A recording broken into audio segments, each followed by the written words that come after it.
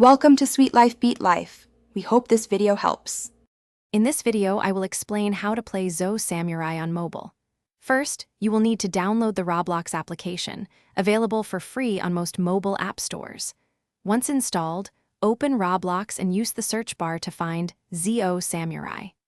After locating the game, simply tap on it to enter the experience. This process is straightforward, allowing you to jump into the action quickly and easily. You'll be ready to begin your samurai journey in just a few moments. Mastering the controls is key to becoming a skilled samurai. On your mobile screen, you'll find a virtual joystick on the left side for precise character movement.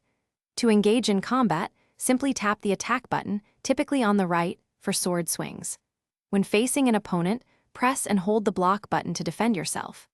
Additionally, a dash button allows for swift evasive actions, helping you avoid enemy attacks and reposition effectively during intense duels.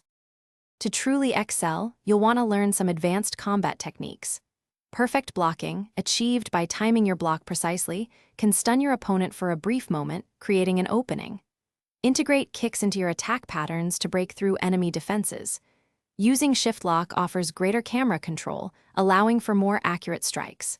Furthermore, mastering the feint, a quick attack followed by an immediate block, can deceive opponents, giving you a tactical advantage in battle. Optimizing your mobile experience can significantly improve your gameplay.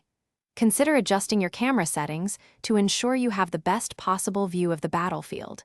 Turning off unnecessary on-screen elements can reduce clutter and help you focus on the action. Consistent practice is crucial for developing quick reflexes and muscle memory.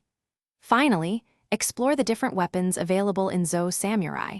Each offers unique advantages, and finding your preferred weapon can greatly enhance your overall performance. Thanks for watching. Consider subscribing if we helped you.